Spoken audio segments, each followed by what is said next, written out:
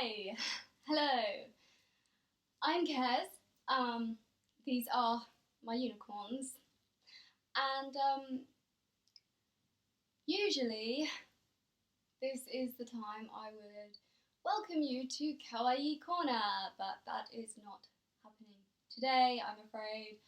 Today we are in Unicorn Corner, which, yes, looks like I've just zoomed in on the unicorn section of Kawaii Corner, because that's exactly what I did. I wanted to set a precedent. There are going to be 3 different types of video content on this channel. So Kawaii Corner is my happy place, if you like. Unicorn Corner is my, I hate this phrase, but I guess it's my safe space. The bath is also my safe space, but doing this from the bath just seemed inappropriate. And then I did actually think about putting all the unicorns into the bath, with no water, and then just like sitting in there and being like, what? But I didn't do that. The best kind of stories. We also have a little Totoro here who believes he's a unicorn. And who are we to tell him otherwise? So meet Totoro, the unicorn. Kawaii. And yes, today I am wearing a lace front wig for the first time. It's cool. And the link is in the description, as always. So, as I said, welcome to Unicorn Corner. This is Candy Floss, and this is Purity, who I'm pretty sure is bigger than me at this point. So, if you've been, if you've known me for a while, if you have been following me on Instagram for a while, you may know that I have a ridiculous amount of health problems, which is why I started a YouTube channel actually, because I'm not good at doing nothing. I find it really difficult. I question the point in living if I don't have a job, and because of my health, I cannot work. Most likely ever, because most days I can't get out of bed. So basically today I wanted to just introduce you to myself. I will let you know I just recorded a video similar to this, but it's sort of like my entire story in a little bit more detail, and it's quite long, but I am going to release that one as well, because I kind of think, the more you can talk about mental health, the better, really. So I'm going to release both, but I'm very aware that that one is pretty long. So I'm going to try and do one now that is a little bit more concise. Side note, I got quite emotional in the one that I just filmed, but I'm not going to go into that much detail this time because it did end up taking me a long time to really share with you my truth or my story, my journey, whatever you want to call it. And the purpose of this one right now is just to give you an idea of some of the experiences that have shaped me and why I am the way I am now and why I'm doing what I'm doing, and all that stuff. So as always with any videos of this kind, there should be a trigger warning. I'm not going to go into detail, but I have been personally affected by things like rape, sexual assault, they're the same thing, but whatever. Physical and emotional abuse, suicide, eating disorders, self-harm, depression, anxiety,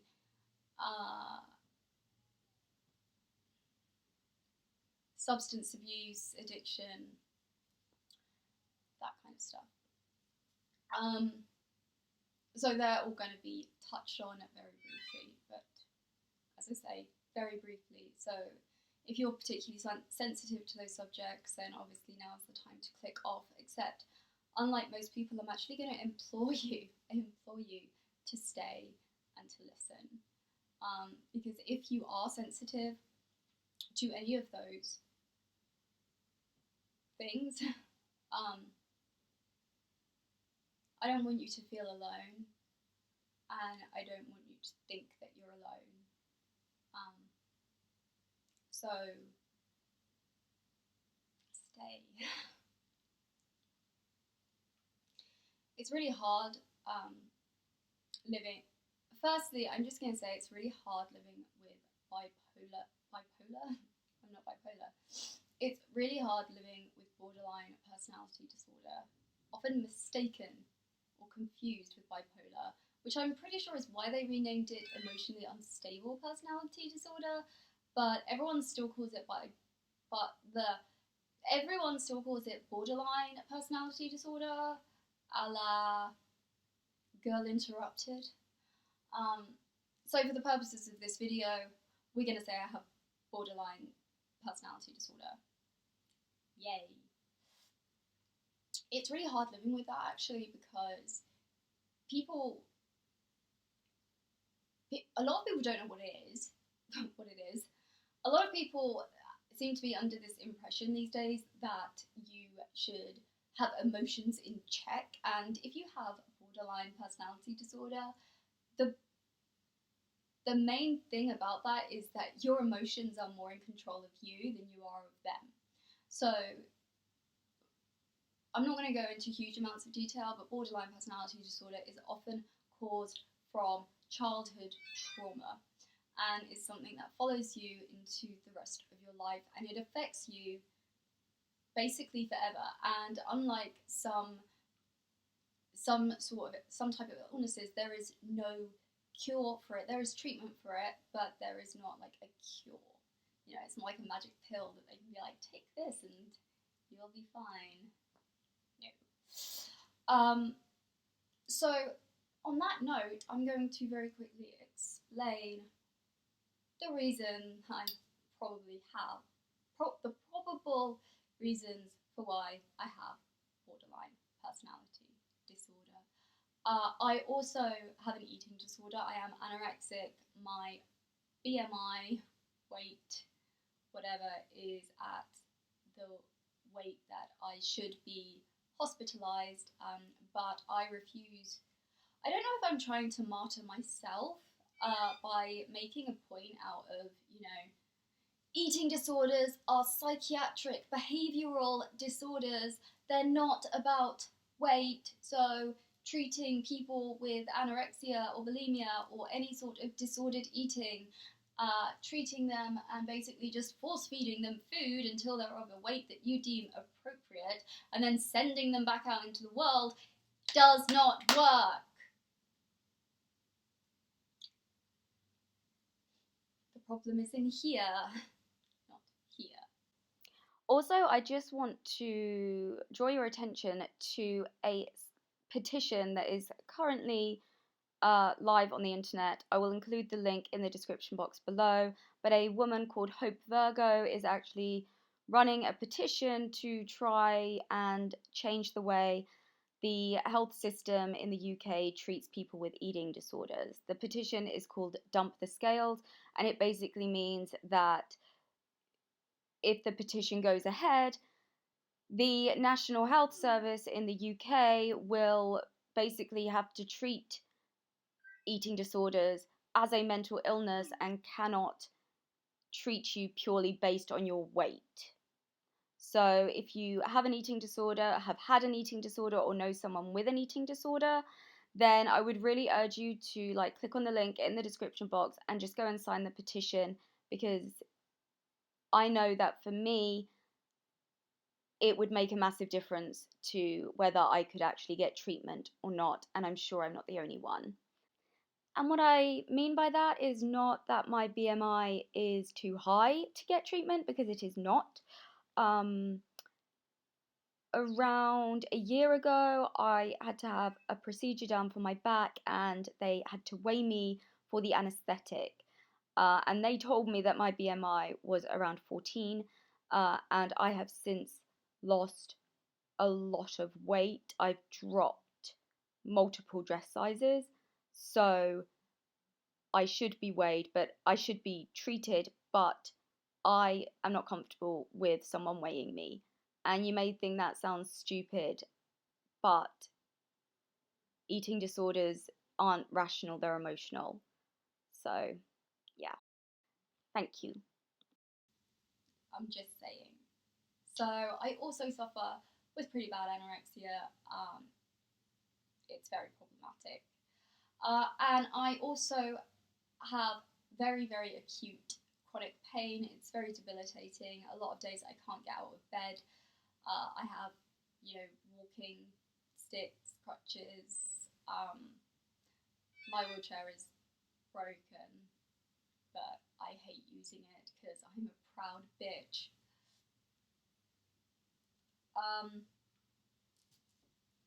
Totoro fell over. So yeah, I basically suffer from borderline personality disorder, eating disorder, anxiety, and I am physically disabled due to a gymnastics accident that happened when I was about 14. So, yeah. So as I said, before I go any further, you will notice I'm wearing a Time to Change t-shirt. Time to Change is an organisation in the UK that is partnered with some mental health organisations like Health Watch and Mind, which is trying to stop stigma around mental health, which is something I feel very strongly about. My fiance said something really intelligent the other day, which is rare. Sorry, Chris. And he said it should stop being called mental health and just be called health. And I thought that was a very good point. And I was looking on Instagram, how like you can hashtag cancer all you want, or any sort of physical health disorder. But as soon as you start looking at, self-harm, eating disorders, it's like, are you okay? Are you okay? Are you okay? And it's like, how are these people that suffer with mental health disorders supposed to reach out and find a community if you're shadow banning hashtags? And surely Facebook realizes that by nudging you and giving you that "are you okay" thing, all that does is make it worse. It's patronizing, and it makes me feel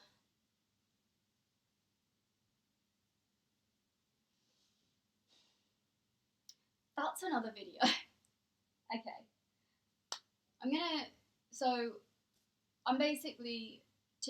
I'm uploading this on the 5th. I'm doing this on the 4th. I'm planning to upload this tomorrow, which will be the 5th, and the 6th of February is Time to Change's National Time to Talk Day, which is basically a day where we like to promote mental health and we like to inspire people to start conversations that they might not otherwise start. And that can literally be like, maybe you're at work and you see someone looking down, so you go over and you're like, hey, you're right. That's enough. Hey, do you want to grab a coffee? Do you want a cup of tea? Maybe you text someone that you haven't spoken to in a while. Maybe there's someone on Facebook that has been having a hard time and you just want to reach out, and you can just say, hi, I was thinking about you. How are you doing? It's that simple. You guys people do not need to overthink it. When people are suffering, the most important thing is to remind them that they are not alone and that you are there. You don't have to have all the answers. You just have to be there. Please. Please. Just speak, talk, communicate, listen, please, because having a mental health disorder and having no one to speak to about it is horrible, and I know it's horrible.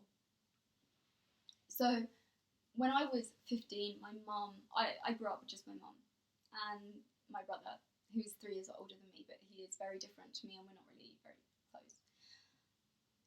When I was 15, my mum committed suicide. Just a quick side note again. As I said, I got very emotional in my last video. I went into quite a lot of detail about this because this was obviously a huge life event, and I'm pretty sure I've cried enough tears by now at this moment, and I don't want to get too emotional. So if I seem detached, it's because I've just done a video and I'm doing this one to try and do a slightly shorter, more accessible video. And I am planning to do kind of like a series of videos on each aspect that I'm going to talk through today, as well as other topics related to mental health and social commentary stuff. So yeah. So my mum is a psychiatric nurse who ironically was a patient at a psychiatric hospital. She was there for just under a month, and while she was there, she managed to overdose on painkillers. And she was rushed to hospital. She was put on a life support for a week, I think, and then she died. And my dad wasn't around, and it was horrible. I had to move in with. My mum was my best friend, genuinely. I'm not saying that in some sort of cliche way. She was, and to go through that at 15 is horrible. And kind of what was, in my opinion, if a child, if anyone, but especially a child, loses a parent, and to suicide, like, don't you send that child to like a grievance counsellor or a psychiatrist or something? I mean, we weren't given that option.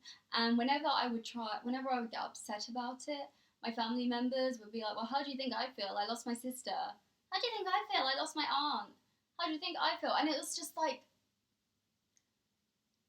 all right, she was my mum. Like, she was my everything. She was my world. And you're trying to compare grief, which should never be compared.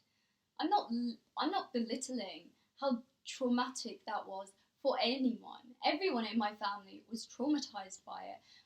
Unfortunately, the way my family chose to deal with it was to basically never speak about her again. I don't know what happened to her ashes. I don't know where her grave is. I only found out some of the truth like a year ago. There's still a lot of stuff that I don't know. And whenever I would try and talk about it, I would be shut down. And I also, as I said, I wasn't sent to a grievance counsellor or anything. So, needless to say, that wasn't great. And upon moving in, after that happened, my uncle probably tried his best. But there were times when he physically hurt me and I was scared. And there were a lot of times where and I didn't use this term until I actually went and saw a psychiatrist, or 5, and talked about it. And they actually said he was emotionally abusive. And I realised that they were right. So I suffered a very bad injury to my back, which is why I have a back problem now. When I was about 14, it didn't really present for many years, which apparently can happen with injuries that aren't treated correctly.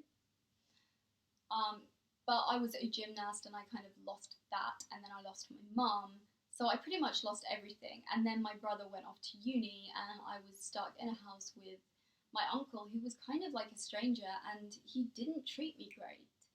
As I said, I like to think that he tried, but the whole family did it badly. I only found out like a year ago from my dad that when he was told about my mum, he said, you know, when do I pick up the kids? And my uncle said, they want nothing to do with you. Did I get asked this question? No. I didn't even get told that my dad wanted to take me in. So I spent most of my life with my dad not in my life. And then my mum died, and then my family decided to take my choice of living with my dad away from me. And they also decided to not tell me that my dad was interested in looking after me. So I was basically made to feel like no one wanted me. And the way my uncle treated me made me feel like no one wanted me. And everything that I did was wrong, even though it was right. I was a straight A student. I think I got like a 15-minute detention once for forgetting my PE kit. And that's in my entire school history. You know, I was a perfect student. I got like A stars. I got an A in an exam once, in a mock exam once, and I cried because it wasn't an A star. I was that kid. So I worked my ass off. But after my mum died, I was basically left feeling like shit. I felt like I wasn't enough for my mum, or worse, I felt like my mum hated me so much that the only thing she could do to get away from me was to kill herself. You know, you put blame. I did. I don't know if everyone does. I can't speak for everyone. I can only speak for myself. And I basically blamed myself, and I still blame myself. I question why I didn't see it. You know, why did I not pick up on it? How could I have been better? How could I have made her happier? And I know that sometimes when people have severe depression, it's not your fault. But as a 15-year-old, I felt like it was. And the way everyone treated me afterwards just made me feel more like everyone thought it was my fault. I don't speak with my family now, and I'm pretty sure that they all hate my guts. And I don't know why. So, some lies were told that people decided to believe instead of actually, you know, asking me. And there was just a load of shit. So I don't speak to them because they hate my guts, because I'm pretty much not enough for anyone. That is the trauma that I believe caused my borderline personality disorder. On top of that, you know, the physical and emotional abuse would have added to it. I remember there was an occasion where I was physically injured by my uncle, and I went upstairs to my room and I called Childline because I was terrified. And 45 minutes later, my grandparents have arrived, and I'm the one getting in trouble. So, needless to say, I have issues. I have trust issues. I have relationship problems. I have communication problems, and I generally always just feel like no one wants me, that there is something wrong with me, and I don't know what it is. And I'm never enough, and I will never be enough. You know, I threw myself into school. I made sure I got top marks. You know, I have a first-class degree. I always tried to be the best, to be enough, and it still was never enough. And I don't know how to properly explain to you how that feels, to work your ass off, to be the best, to get the best marks, and have people around you say, was shit.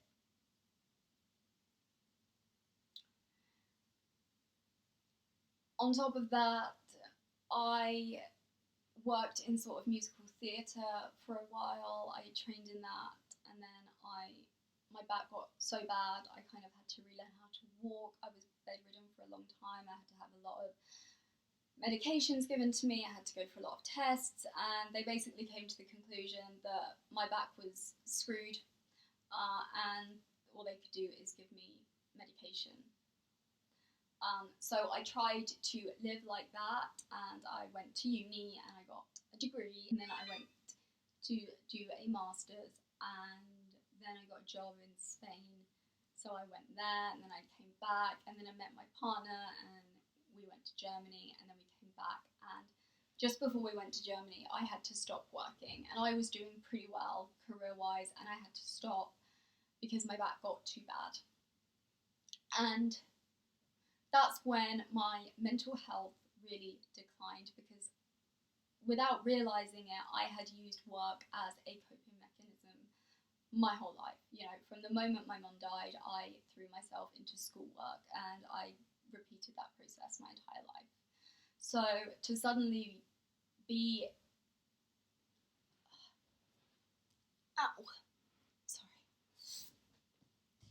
To suddenly be in a world where I don't have a job and I don't have a purpose was really difficult for me. And I got, because of having a disability that is so debilitating that you struggle to get out of bed most days, and I've had this problem for about 12 years. I have to take medications every day, incredibly strong medications every day. And they still don't stop the pain. I'm always in pain. You can't imagine what it's like to forget what it feels like to not be in pain. I've had very few periods of time over the last 12 years, and when I say periods of time, I mean hours, where I haven't been in pain anymore, or I think I haven't. And that's a different story. But when you basically find that you have no reason to live because you have no job and you're never enough for anyone anyway, so how on earth could you be enough for anyone now, because you don't even earn money and you can barely get out of bed? That's basically how I felt. So I got incredibly depressed. I ended up having to go into a psychiatric hospital for about a month. I was admitted with depression and anxiety, and they were abusive there, very abusive.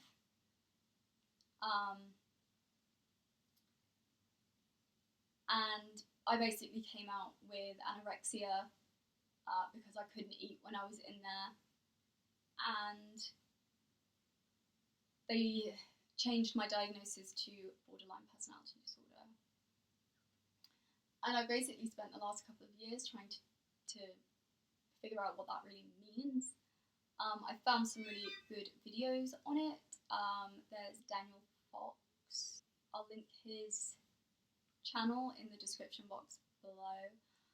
I also created a sort of mental health awareness playlist on my channel. These aren't videos by me, they're videos, I guess they're curated by me, of some of my favourite videos that I've come across on YouTube of people with things that I suffer, mental health illnesses that I suffer with. So there are videos from Pixie Locks, there's one from Alexa Paletti, there's some from Daniel Fox, I think there's some from Ready to Glare. So there's a few on there if you are interested in looking at that, and that will be something I'm constantly adding to. Also, just as a note, because I have sort of kawaii corner and unicorn corner, all of the kind of kawaii corner content will be put into one big playlist, and all of this mental health unicorn corner style content will go into a unicorn corner playlist. So if you're only interested in the mental health videos, you can just watch that playlist, or the same for the fashion and wigs. So after I came out of hospital, as I said, I was diagnosed with borderline personality disorder or emotionally unstable personality disorder, anxiety and anorexia, which they won't help me with, even though I should be in a hospital, because, as I said, they don't see it as a mental health illness. They just care about what you weigh, and I'm not interested in that. Which is terrifying, to not want to die, but to be so scared of putting on any weight. It's terrifying. And body dysmorphia is a horrible thing. You know, I look at myself, and when I look at myself, I'm bigger than I've ever been. And in reality, I'm smaller than I've ever been, and I'm small enough that I should be in hospital, and I'm not. Because I'm a grown adult, and I apparently can make that choice. But after I came out of psychiatric hospital, which was the beginning of 2018, shortly after that I was raped, which actually brought back a lot of other memories that I think I'd repressed slightly, of other people who had sexually assaulted me when I was a teenager. And I think that period of time in my life, there is a lot that my mind has probably repressed, because it was such a traumatic time. So I had to deal with that as well. And, you know, I didn't even tell my fiance that I was raped, because I was so convinced that he would just say, no, you cheated on me, and would leave. Because that's what living with borderline personality disorder does to you. It makes you so scared to tell anyone how you actually feel about anything. And in October of 2018, I actually OD'd, and apparently I did flatline, but it was very brief, and I don't really remember it, but that happened. So, and since then, I can say I have spent a lot of time trying to work on myself. I started my Instagram at the beginning of 2019 as a way to try and be creative and to find communities online, and also to share some of the mental health, I don't know, to spread awareness or share my story or some shit like that. I don't really know. And now I've started a YouTube, basically kind of for the same reason. It gives me something to do when I'm able to do it. And it enables me to either sort of use my creative side and do some wigs or styling or talk fashion or whatever, or to sit and talk with you guys about more serious issues.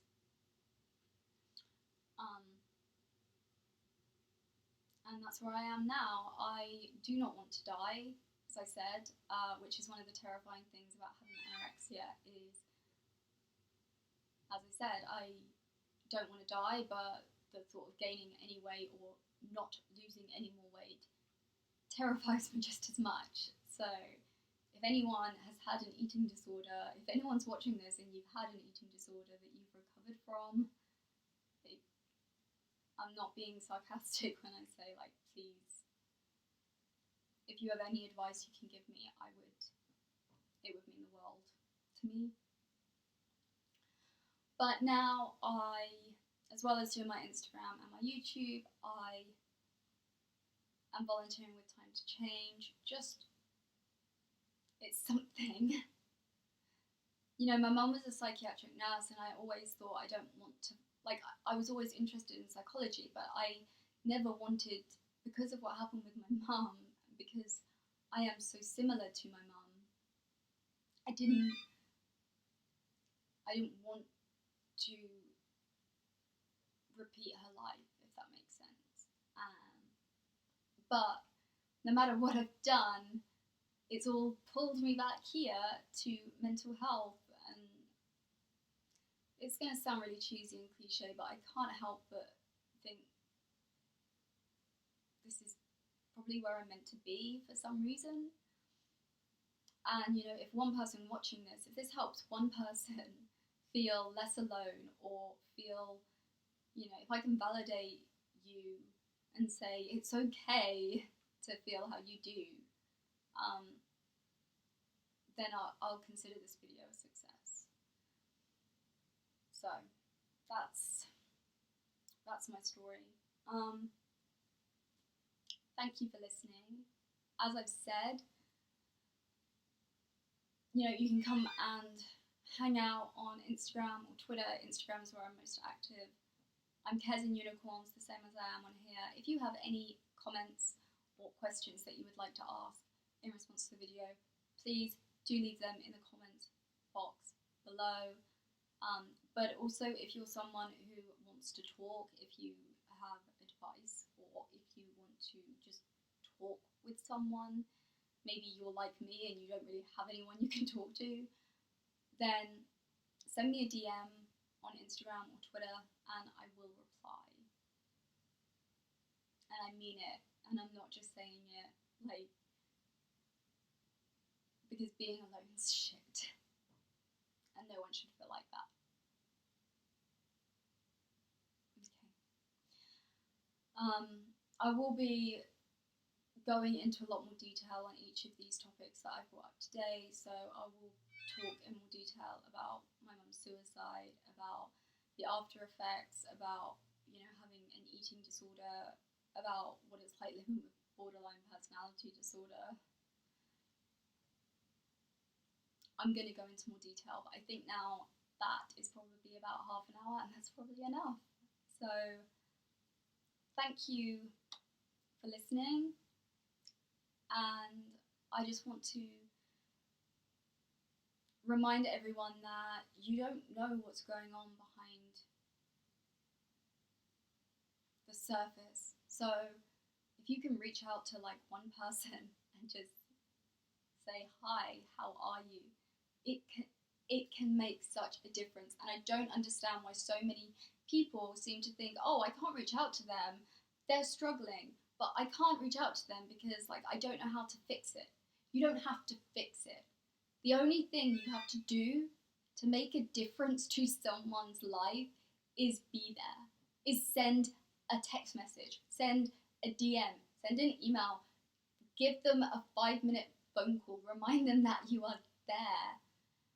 And if you're someone on the other side of things who needs someone to talk to, maybe you should reach out too. I know it's scary. I know it's scary as hell. But you've got to start somewhere, right?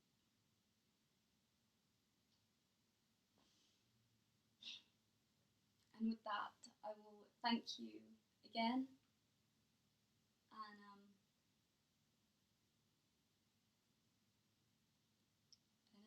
It's time to talk, people. That was cheesy. Be there. I'll be there for you when the rain starts to fall. I'll be there for you like I've been there before. I'll be there for you 'cause you're there for me too. Do do do do do do do do do. I've got nothing. Okay. It's been tiring, it's hard sharing that kind of story, that much about yourself in one sitting. So that's what you're getting. I will see you soon.